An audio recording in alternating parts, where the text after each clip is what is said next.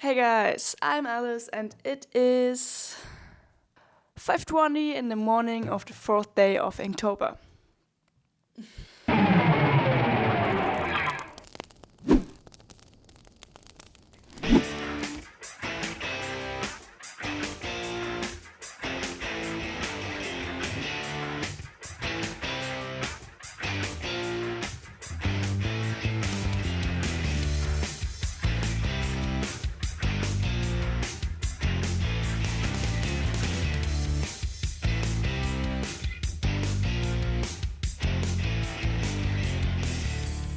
Alright, so I got up that early to get something done before work. And since I heard in many podcasts and such that your brain is actually the most creative in the first few hours of the day, I wanted to give it a try. And you know what? It really worked out for me. Well, I never got up that early ever since, cause I have basically no discipline, but for that one time, it worked. I brainstormed and came up with a short storyline. Then I used the commute to sketch out some thumbnails. The good thing, the weekend was ahead. So I could spend my Friday night coming up with a layout and gather references. That's the best way to spend your Friday night. For sure. Saturday and Sunday were for penciling. And I should have been done with that by Sunday, with the whole thing. But yeah, that did not work out. I spent a lot of time in the penciling stage, especially at the first page. I wanted to get it done neatly, but soon I realized that there's just no time for being a perfectionist. Actually, there's never time for being a perfectionist. You see that husky in the first panel? Guys, I redrew him like 5 times. Well, in my defense, I couldn't study dogs enough beforehand, so that one really killed it. But in the end, I really like how he turned out, so yeah. After that, the other pages were sketched out way more loosely, so I saved some time there.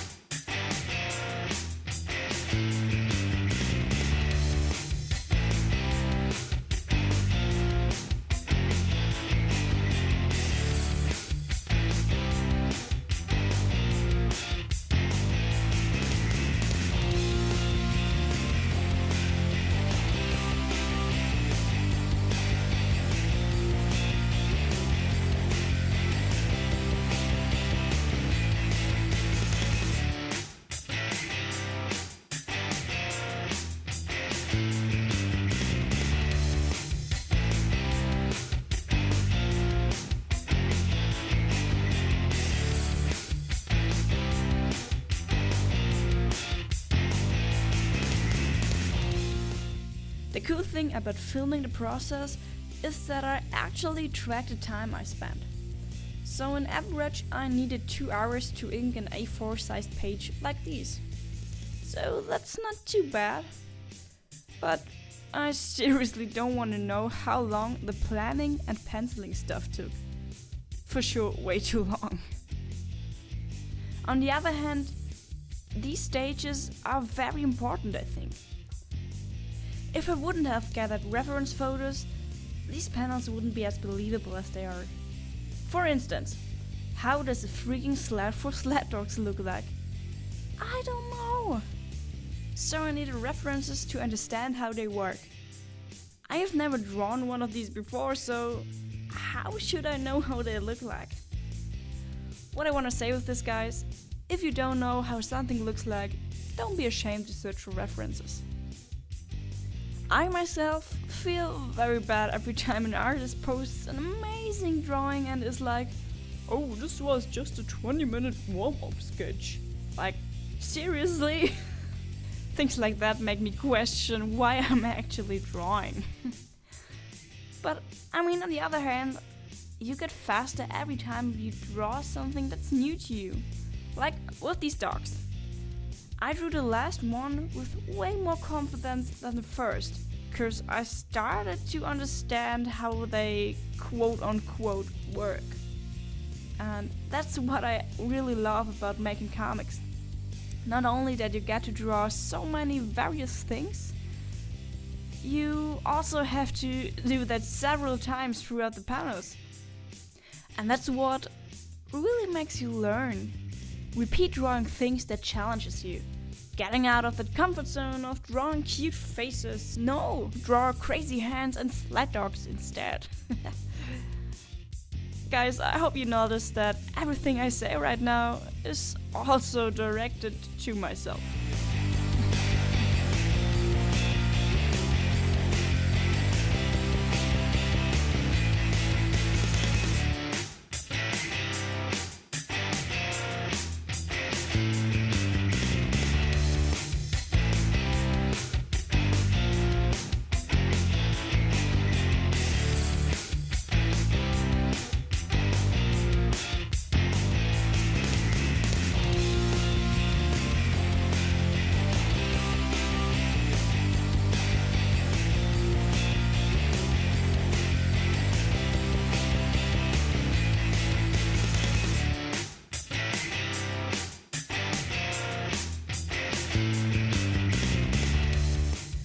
Okay, so I haven't talked about a star yet, so here it comes. It's about two brothers who are participating on a yearly sled dog race. One of them, the older brother, always wins. His younger brother is usually far behind him, but this year he's determined to win. Sean, the older brother, then is about to take a forbidden shortcut over a frozen lake, and of course he dares his little brother to follow him.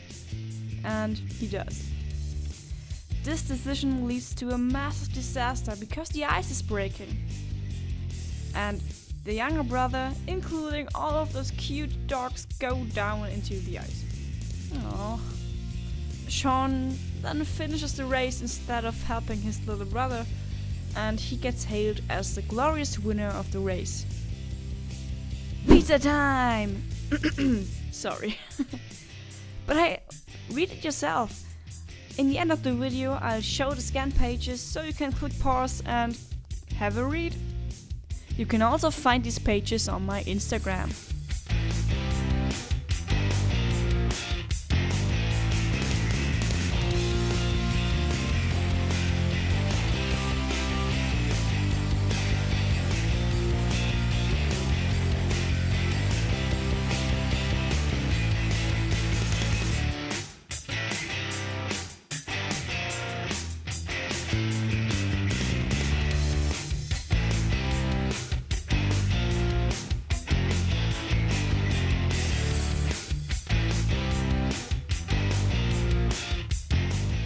Can you guys hear that I got a new microphone?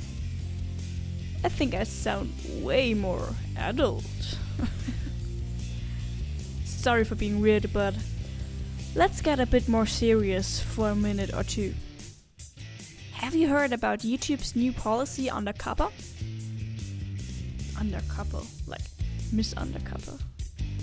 Anyways, I'm pretty sure you did, because the whole YouTube is full of videos about this topic. Though hardly any bigger art YouTuber is talking about this, but I'm not going into deep. So what does this whole thing mean for my channel? So at first I was shocked, confused and overall scared, just like many other creators.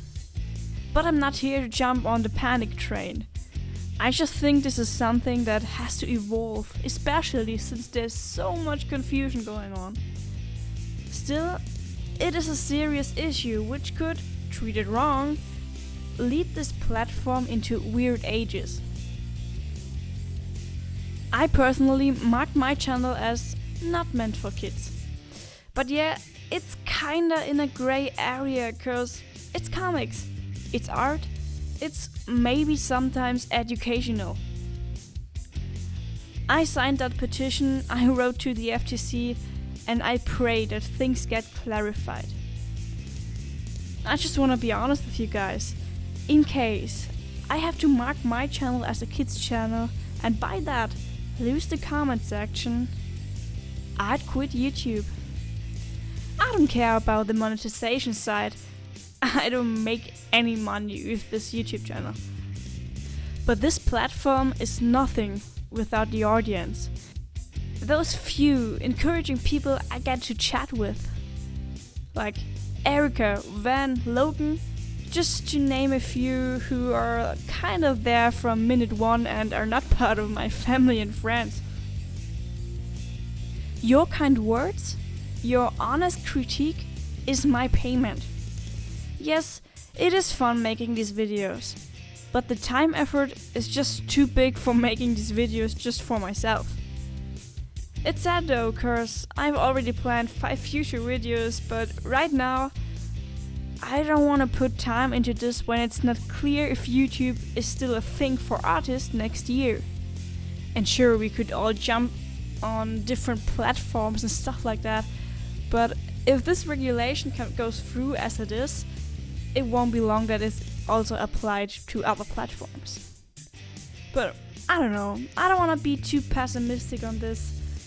I still think we just have to wait and see what's next.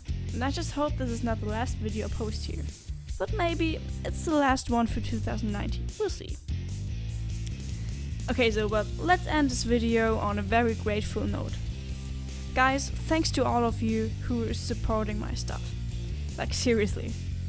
This year so far was very exciting with lots of ups and downs, and I'm just very curious to see what 2020 will bring. But for now, Liz over and out. This sounds way cooler with the new microphone.